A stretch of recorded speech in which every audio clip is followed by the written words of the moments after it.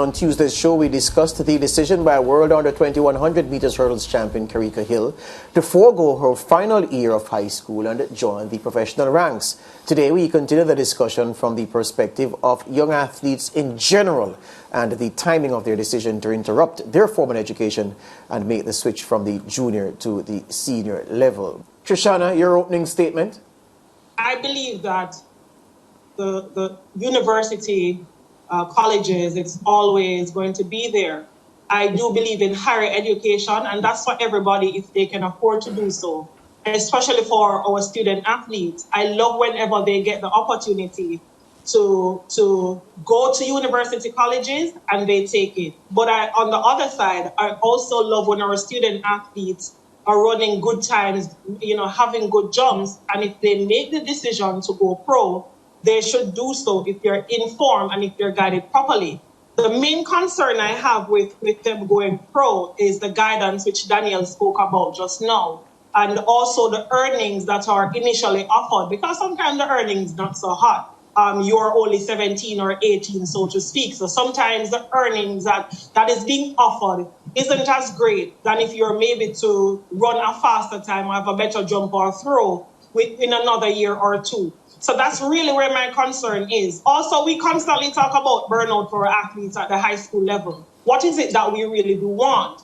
We have our athletes running, jumping well, and if they have the opportunity, like I said, whether to go overseas or go pro, we still want to say, oh, they have another year in high school, what it is that we really want. And I think oftentimes we need to sit down and pay attention to that, what it is that we really want. Not that it matters, it also comes back again to the student athletes. But like I said, I believe in higher education, so I believe in university college as the way to go, but I also believe in taking your opportunity when the iron is hot and when you're having good jumps, throws, and those times are being produced for our student athletes. So it's I don't know if you want to call it being on the fence, but I just want them to make the best decision that they see fit for themselves in the moment. I want to put this to Trishana and Daniel, because part of what we discussed yesterday was the issue of, let's say, a 17-year-old, because it's the Kerrica Hill story that triggered this discussion for the most part.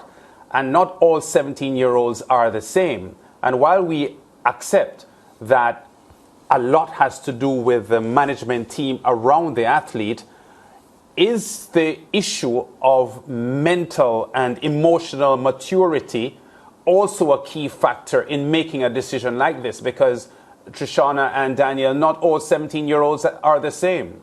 Trishana first. And I do agree with that. And I think that, sports is such a beautiful thing.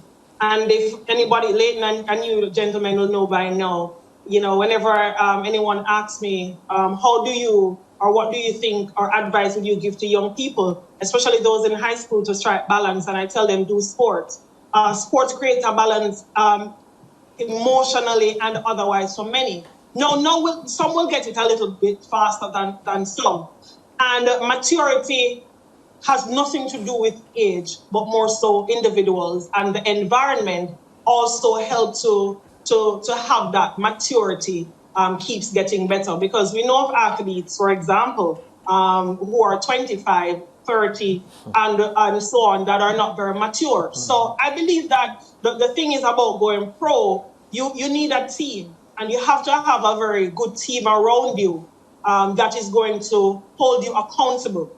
And that's one of the things, the concerns I continue to have with many of our athletes, whether pro, semi-pro, and even in the high school level. We do not hold a lot of our athletes accountable, and that's because the team around them, parents including, are not doing a very good job at helping these children to mature. Maturity is not just any one thing, and I think that they continuously need guidance, they need mentorship, allowing them to mature into saying, okay, if you make this decision, there is consequence, and that's something you should not hide from people. So if you're going to go pro, I think one of the things, Lance, they should say, I believe, going forward, is including college into those contracts. I spoke about it yesterday, and we saw Allyson Felix. She was a superstar. We saw her at the World Juniors here at the National Stadium in 2002, but she went to UCLA. So like I said, it can be done. And I think that with the Gen Zs, so many information, financial literacy at the fingertips, going to university, saving some of that money and saying, this is a college fund, it can be done. And again, that's coming back to having mature people around you to guide you, to help you to keep getting mature and making the right decisions. The groups that these athletes at the moment that we speak of, the groups they're involved in are groups that would give people confidence that they're in good hands. But if you stretch the discussion beyond that, there is a lot of concern sometimes about the management team and the capability, both fiscally and out of genuine commitment and skill. That too is a part of the discussion and a part of what would make you say yes or no to a teenager turning pro, Trishana. Yeah, I'm always going to be skeptic about our student athletes and athletes in general. I love them, I adore them. I wish every athlete could be rich. But with that said, we know it's not possible. And again, it's coming back, which I mentioned before, about the team that they have around them, and that includes where they go to train. I think that we have some of the best coaches here in Jamaica, and we are seeing the results. Now, as for the managers, I think that some can do better, some are getting better. And I made mention about it, panel, about where we are in 2022 and where we're going. Every information or, whatever is needed now compared to early 2000s and prior, it's now at the fingertips. So I hope that the decision making from a lot of our youngsters, it's not going to be difficult, I should say, to cut off a manager and say, oh, you're not working for me.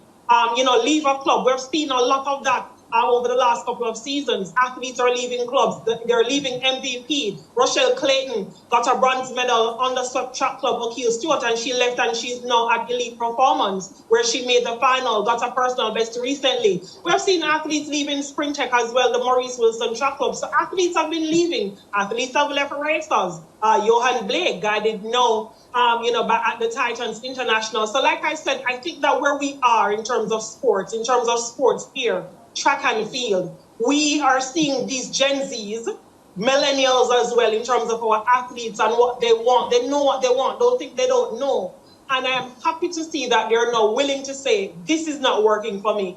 I am leaving, or I no longer want you a part of my team. I'm cutting ties. Sometimes it will work out. Sometimes it doesn't. But that's just life. You have to take a gamble. If you don't try, you don't know what will work for you as well. Yeah, the consideration for a high schooler with 1 year left in high school is different from a person who has completed the program of study at the secondary level, has an option to do tertiary studies, but then chooses at that point to go pro. So one instance, a high schooler who says, look, I'm cutting secondary school short to go pro, and another one who says, okay, I'm done with secondary school, I don't want to go to tertiary, I'm going pro.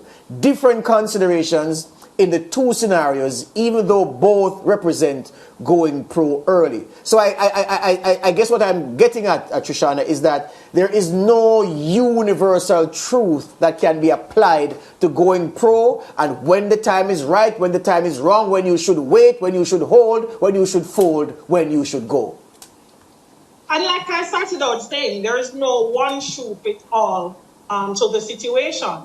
And did you know that you have students who could have gone maybe to sixth form, just a regular student, but they opt to go to university or they go work at the call center.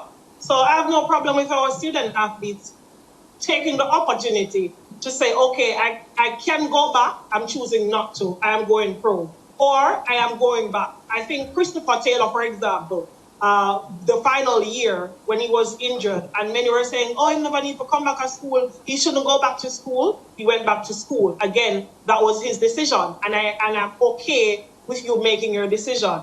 And I'm going to state it again. We need to teach young people about consequences to actions. And the sooner we're educating them, we're talking about maturity, we're talking about grooming young adults. We have to allow them to make decisions and buck their toes but they need a team around them that's going to support them and say, all right, you made that decision, it didn't work. Maybe you have to do this now my way. So I believe that the parents need to do a better job at how they guide young people, guide the student athletes, because there is no one shoe that fits all. And I personally believe that there is no wrong or bad decision if you choose to, leave high school early and become a professional athlete, or you choose to go back to school and compete another year. But like I started out saying, what it is that people want.